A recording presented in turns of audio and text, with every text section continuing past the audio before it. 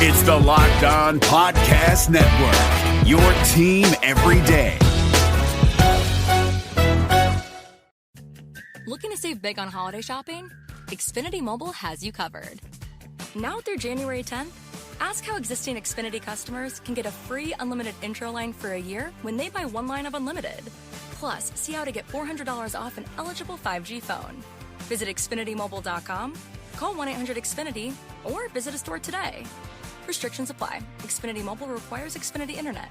Reduced speeds after 20 gigabytes of usage per line. Data thresholds may vary.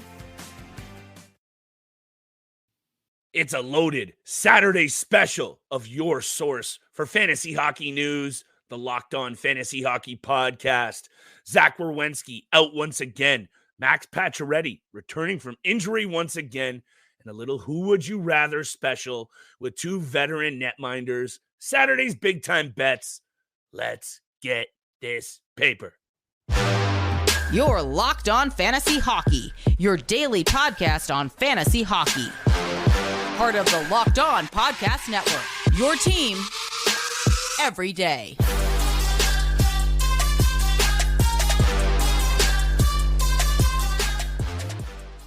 Happy New Year, everybody, and we hope that the next few months of fantasy hockey means dominance for your squad, and that's why you're tuned and tapped in to the Saturday special of the Locked On Fantasy Hockey Podcast. Today's episode is brought to you by Game Time.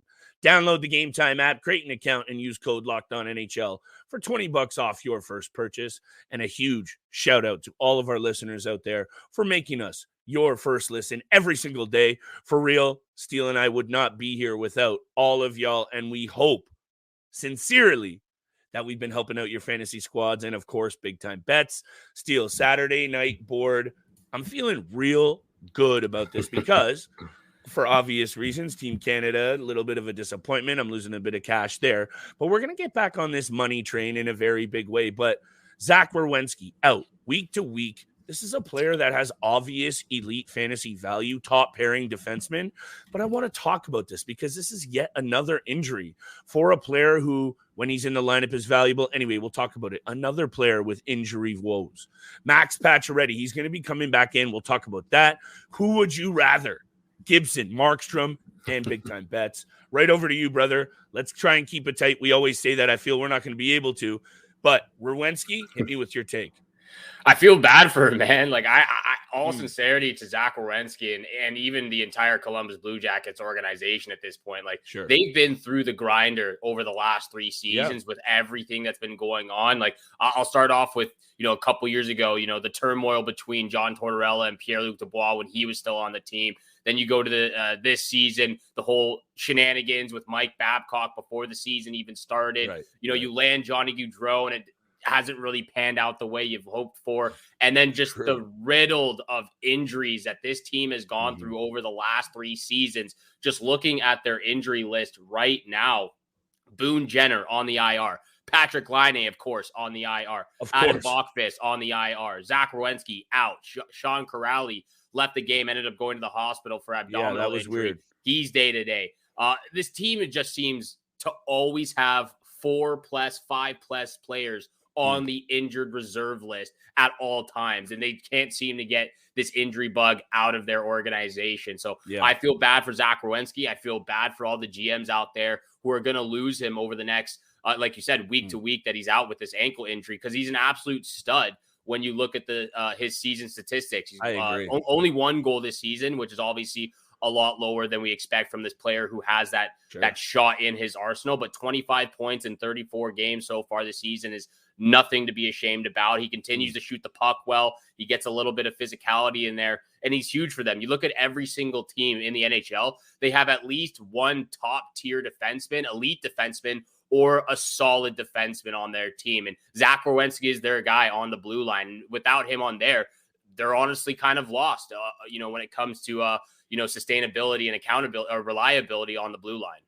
Well, they were already lost, so maybe set sail on any kind of expectations that you had at all for this Columbus Blue Jackets team, which I don't think many people did. Look, 24 assists, 25 points in 34 games. Defensemen, when it comes to fantasy, he also had 10 penalty minutes, 87 shots on net. Yeah. These guys, if you are able to accumulate steal, even 1 or 2, if you're lucky 3, in my experience anyway, those are usually the teams when you look up at the standings in your league that are usually right there at the top, because defensemen are really hard to come by when it comes to that offensive production. Not a ton of guys able to, and I know his peak was 48 points, but that was 48 points in 68 games. And obviously with this player, it's the injury factor. And I think there's a point to be made about when you're headed into your fantasy draft, you draft the best available player. And I know a lot of guys out there ignore the injury factor. With Zach Werenski, unfortunately, just like Max Pacioretty, I don't think you can ignore the injury factor and the risk with this player in Werenski, because he has never played a full 82 games aside from once, in his 8 years in the NHL, and that's something you can't ignore. So I just wanted to throw that out there, and I'll throw this out there as well, Steele. That this Columbus Blue Jackets team has a lot of good young fantasy pieces on the rise. But perhaps a player like Werenski going out is really going to perhaps affect my take the other day about some of these young players up front. If Columbus is going to start getting pumped even more, and Werenski was a key piece for both sides of the puck, now I'm a little bit worried about some of those peripheral pieces in Columbus that you and I were getting high on. Is there still value there? For sure. But if Columbus starts getting pumped real bad, because Werenski's also a leader for them, these are the angles that you have to consider. They're a little deeper. They might be a little bit more under the radar, but of course you have to consider them. What do you think about that take? And let's talk about patches before the break. Yeah, I agree with everything you just said. This hinders a lot of those young prospects, guys on the rise that we mentioned, or that you've mentioned over the last couple of episodes that we've had on here. Because again, we've been talking very highly of Fantilli, Marchenko, Chinkov, and Voronkov as well. So there's so many great pieces, especially guys that we haven't even seen in the NHL right now on the Columbus Blue Jackets roster. Johnston too, as well. Yeah, there's a lot of young guys. This is a very young team. They do have a few veteran pieces out there, guys. Johnny Gaudreau in their prime, Patrick Laine. Again, the guy's injured with injuries, but he's sort of in his prime right now. They have a great mixture in their roster right now, but the consistency of continuously losing guys left, right, and center. Like I said, it seems like at all times they have 5+ guys on the IR. Up front, lots to like. Blue line shambles, goaltending shambles. I just will finish it with this. So he's had significant injuries. Like, we threw that out there. He had shoulder surgery, a separated shoulder, torn labrum, and he also had a sports hernia and a knee injury, all in the last 5 seasons. So just buyer beware with Werenski, even when he does come back. This is one of those moves, though, Steele, that I think a lot of GMs, if you do have a spot, especially keeper dynasty, I'm putting him on the IR just because of his offensive value when he comes back. I don't want to drop him if I can't afford to, especially because week to week, I think, is one of those breakdowns that we hear the most, Steele, coming back earlier than expected.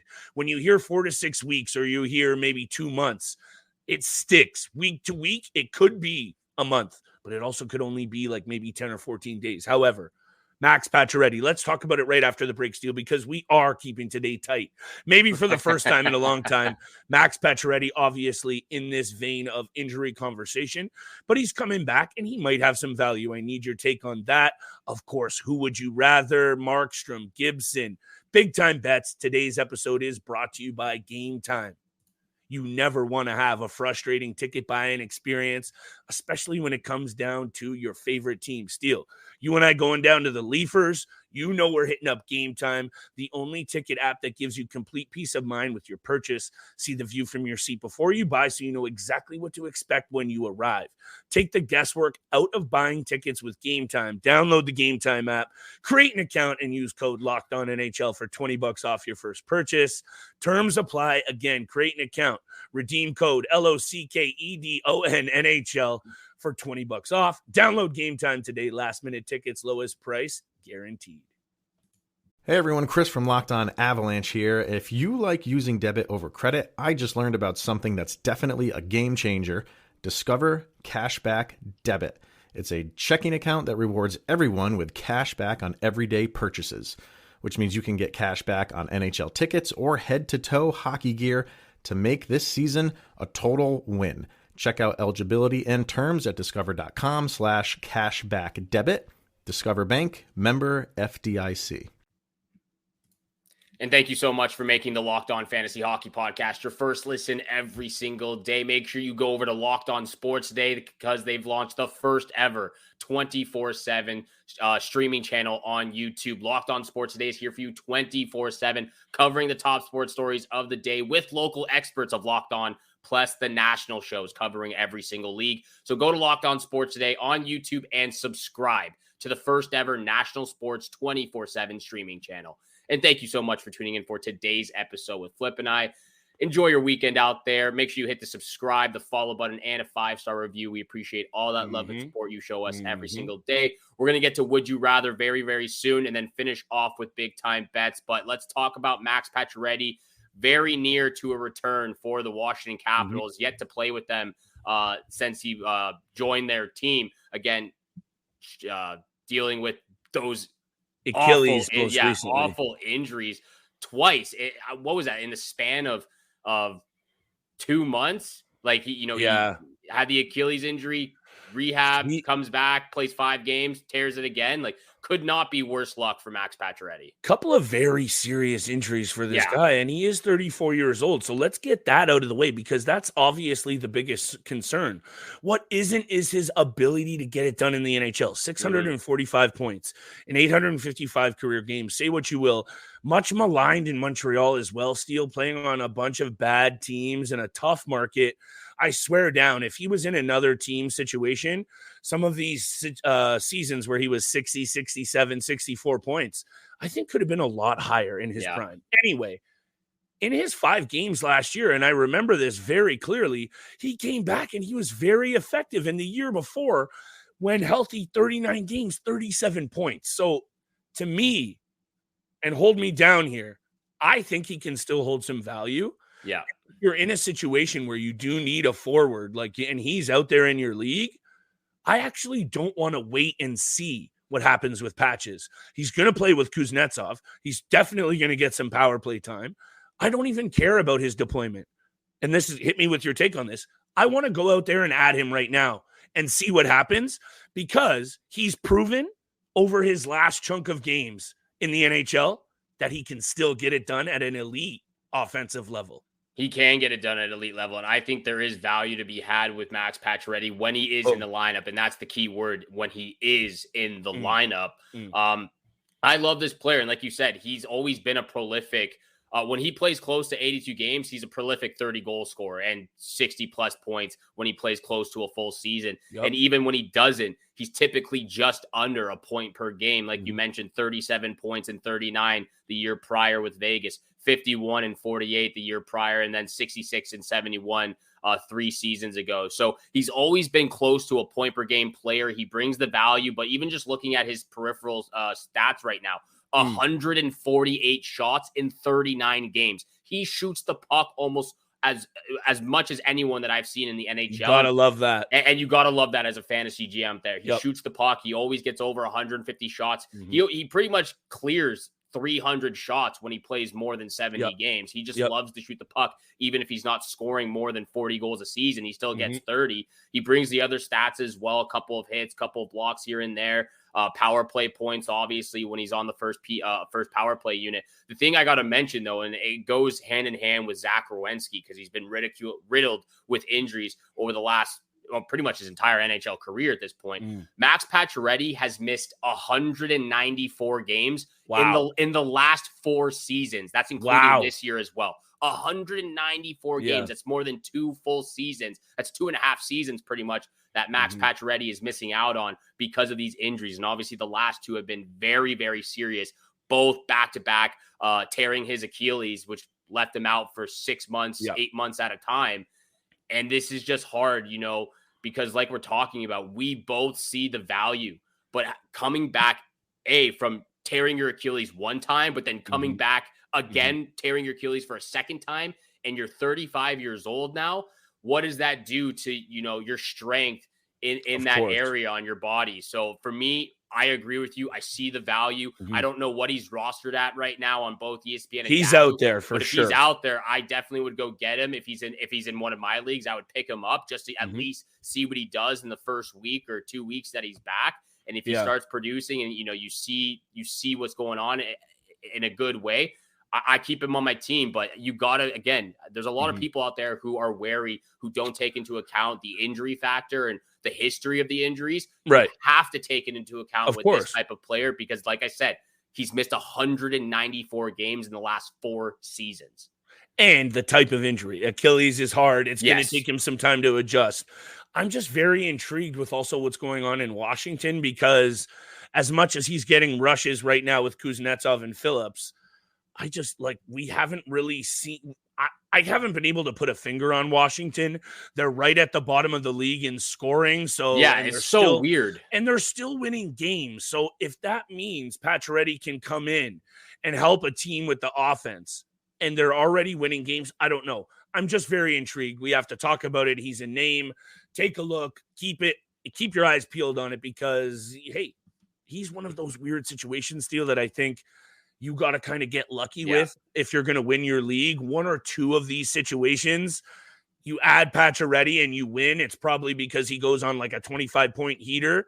Anyway, very quickly, who would you rather? 2 veteran goaltenders. Actually, I think this has happened 1 or 2 times, but when I looked at their career numbers, eerily similar, very close in terms of save percentage, goals against, even total record edge to Markstrom. Maybe you look at Markstrom's start of his career and you for sure would have said this guy's ceiling is much, much higher. Even 2 years ago when he had 9 shutouts, and he was spectacular. But the fact that he is a couple years older and the fact that he has been quote unquote playing on the better team and putting up worse numbers, I got to go with John Gibson. And let me just explain why very quickly. And we're going to keep this tight. He's a workhorse, number 1. Number 2, he is only 30 years old. And in the keeper dynasty realm, he immediately has the edge for that reason. I know you have some good points, but I got to make that one. You know me in the keeper dynasty side of things, Steele. But I'll leave it at this. And it's a caveat. It's not tangible. It's intangible. I think John Gibson is going to be going to a winner. I think he's going to be on the move sooner than later. Both of their contracts are very similar, $6 million, 6.4. Gibson's under contract for an extra year. I think all of these things that I just said, and the fact that I really do think, Steele, that Gibson's going to be playing for a really good team in the next couple of months. I really love John Gibson, and I know that's something that you can't predict, but he's been getting it done on a really, really doo-doo Anaheim Ducks team, and I just wonder what he would do even if the roles were reversed and he was playing for Calgary. I have a feeling he's a much more valuable goaltender, but I want to hear what you have to say about that. Yeah, I'll start off by saying this. I agree with you. If John Gibson was on another team, I would be taking John Gibson over Jacob Markstrom right now. But unfortunately, it's an if. But unfortunately for Gibson in this debate we're having right now, Gibson is not on the Anaheim Ducks. He's not on another team. So I'm going to go with Jacob Markstrom, even though eerily similar stats even this year. 8-10-2 record for Markstrom, a 2.71 goals against average and a 9.4 save percentage. Very similar to Gibson, 7-13-0 record, a 280 goals against average and a 908 save percentage. So very similar statistics for both these veteran goaltenders. However, 2 reasons why I'm going with Markstrom over, or 3 reasons. First reason, obviously, like I just mentioned, Gibson is on the Anaheim Ducks. He's not on one of the contending teams. So I got to go with Markstrom in that sense. Over the last 5 seasons, John Gibson has had a losing record. Markstrom has not had a losing record besides this season that he's having right now with the Calgary Flames. So losing records all 5 years prior for John Gibson. Markstrom hasn't had a losing record until this season, even though, and the Calgary Flames has just been an absolute mess for the first 2 months. Final reason that I'm taking Markstrom over Gibson, I have a lot more faith and trust in the defensive group in front of Markstrom than I do with the defensive group in front of Gibson. And like you and I have talked about, or actually that you talked about, Lucas Dostal has kind of been taking the crease away from Gibson because of so a little bit this year, not as much as I think it's coming. I think it's coming, but not yet. But the final reason is I have more faith in Mackenzie Weegar, Rasmus Andersson, Noah Hannafin, and Chris Tanev other than over Cam Fowler, Ilya Lyubushkin, Minchikov, and Vikanen. So for me, those are the three reasons right there. But I would agree with you. If Gibson was on another team besides the Anaheim Ducks, I would take Gibson over Markstrom. I think the fact that he, like the record thing, what you're saying, it's a fact. It's just, like, man, the Ducks team has been so poo-poo in front of him. And you're right. It factors into his fantasy value. Yeah, because you need the wins as well. You need wins are a factor. Even if Gibson's putting up a 915, 917 save percentage, but he's getting no wins, that's a huge deal. He's playing for wins in the fantasy realm, and if he's on a bad team, he's not getting wins. So I hear you. I just have a feeling that at 30 years old, considering that he has done nothing but be loyal to this Anaheim Ducks franchise as well for 10 straight years, I have this sinking feeling that, not sinking, like this feeling that he is on the move and he is going to go to a team and he's going to be an absolute stud. Anyway, you're right. Right now, your facts are holding true. What's going to hold true is big time bets, because I got 3 winners, Steele. I'm just going to say it. I'm going 3 for 3, baby. Hey-o. So make sure after the break. Starting the weekend off the right way with 3 winners from Flip. You heard it there. It's 3 winners. You got to put it down. Lock of the night and everything more. We're going to get to those big time bets very, very soon. But this episode is also brought to you by FanDuel. As the weather gets colder, the NFL offers stay hot on FanDuel. Right now, new customers get $150 in bonus bets with any winning $5 moneyline bet. That's $150 in bonus bets if your team wins. And if you've been thinking about joining FanDuel, which we urge you to do so, there's no better time to get into the action than right now. The app is super safe and easy to use. There's a wide range of betting options, including spreads, player props, over-unders, and a lot more. Of course, the fan favorite, the Flip and I favorite, is the same game parlay. So visit FanDuel.com/lockedon and kick off the NFL season right. FanDuel, official partner of the NFL. The Locked On NHL podcast. Can't get enough of the NHL? Locked On NHL is your answer. Stay up to date on the biggest stories, the best rivalries, and the top stars around the league. Every win, every team, every day. Listen to Locked On NHL. Available on YouTube or wherever you get podcasts. Part of the Locked On Podcast Network. Your team every day. And thank you so much for making the Locked On Fantasy Hockey Podcast your first listen every single day. Continue to hit the subscribe, leave a follow button, and a 5-star review. Flip and I appreciate all that love and support you show us, especially over the holiday season. New Year's right around the corner. We're going to be in 2024 incredibly soon. I can't believe the year went up this fast, but it's been an absolute ride. Love doing this with you, 2 Flip. years, baby. 2 years. 2 months away from 2 years of doing this podcast with you, man. It's been an absolute blast. I'm listening to you every single time when it comes to big time bets, because you've been the guru, you've been the king with this. So I'm throwing it back over to you. You said you got 3 winners. Let's hear it. Okay, you know what? I got to back this up. So let me start with let me just start with the best player in the world, Connor McDavid. And everything about this Edmonton Oilers team has been dissected, talked about. We know what's going on in Edmonton, but they've played a lot better. Yeah. And you, I think, know more than anyone that perhaps I have talked about the Edmonton Oilers as the team that really should be right there on the doorstep as a cup winner. I've thrown a lot of $20 future bets at this team that have not banged out. And I'm not going to come on here and say that they're there yet, because I don't think they are. They don't look like they're there yet, but they're playing a lot better. Connor McDavid is everything that you say he is. So let me just say this. Connor McDavid over 1.5 points going into the LA Kings in 28 regular season games against the Kings. 36 points for Connor McDavid. I'm comfortable with this one. That's a winner number 1. And you know what? I'm going to ride with this Edmonton Oilers team because their last 2 games, Steele, and I know you and I are on the East Coast, it's a little bit tough to watch. And I know San Jose 5-0. They should be beating San Jose 5-0.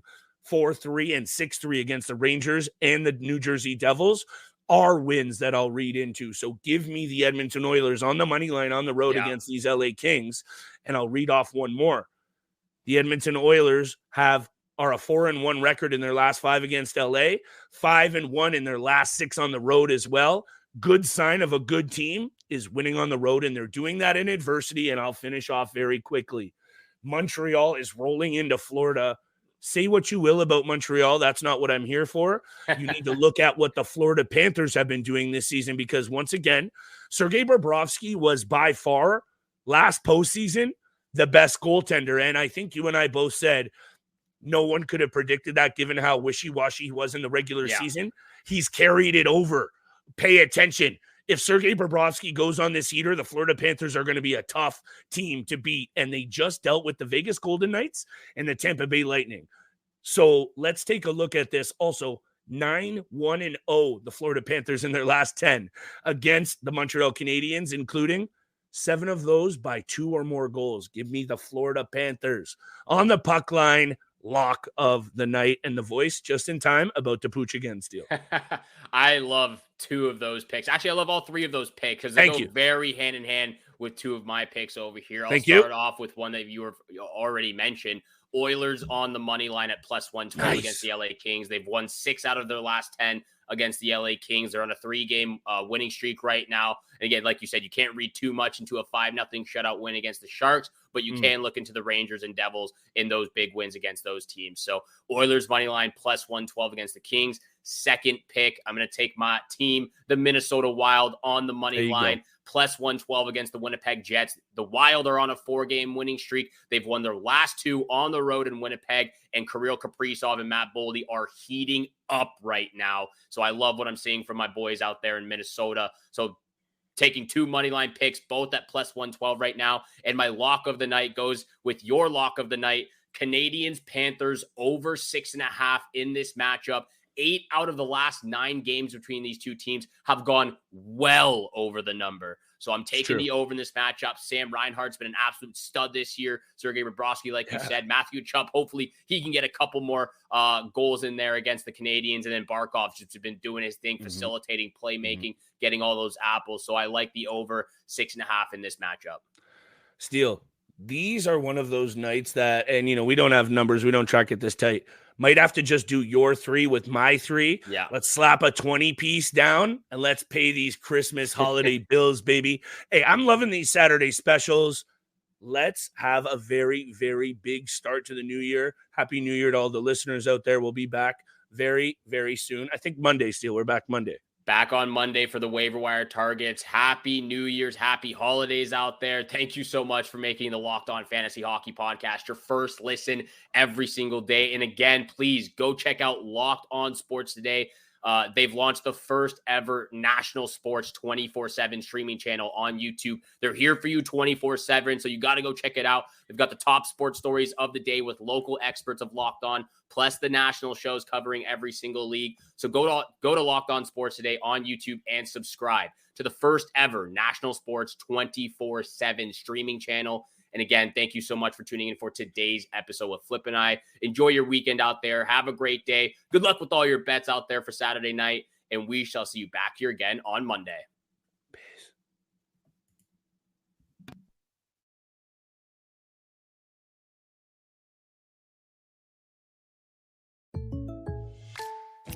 I know how to run a hair salon, but for small business insurance, I chose my State Farm agent. She's a small business owner too, so she knew how to help me personalize my policies. Like a good neighbor, State Farm is there. Talk to an agent today. The St. Louis Cardinals are coming off one of their toughest years in recent memory and have rebuilt their rotation in hopes of getting back to the top in 2024 and will be there every pitch of the way. Hey, it's JD from Locked On Cardinals, inviting you to join me all season long as the Cardinals try to reclaim their rightful spot among baseball's elite franchises. The team has compiled a collection of new arms that includes AL Cy Young runner-up Sonny Gray to lead the pitching staff next season. Be there for the ascension of top prospects Jordan Walker, Mason Wynn, and Nolan Gorman as they mash their way alongside future Hall of Famers Paul Goldschmidt and Nolan Arenado. How will manager Ali Marmol fare in the final year of his contract? What kind of impact will the return of Yadier Molina to the team have? Get analysis and opinions on every move, every dinger, every strikeout, every win, and every loss in what is shaping up to be one of the most important seasons in the storied history of Cardinals baseball. It's the Locked On Cardinals podcast, available for free wherever you get your podcasts. Hey, Prime members, you can listen to this Locked On podcast ad-free on Amazon Music. Download the Amazon Music app today.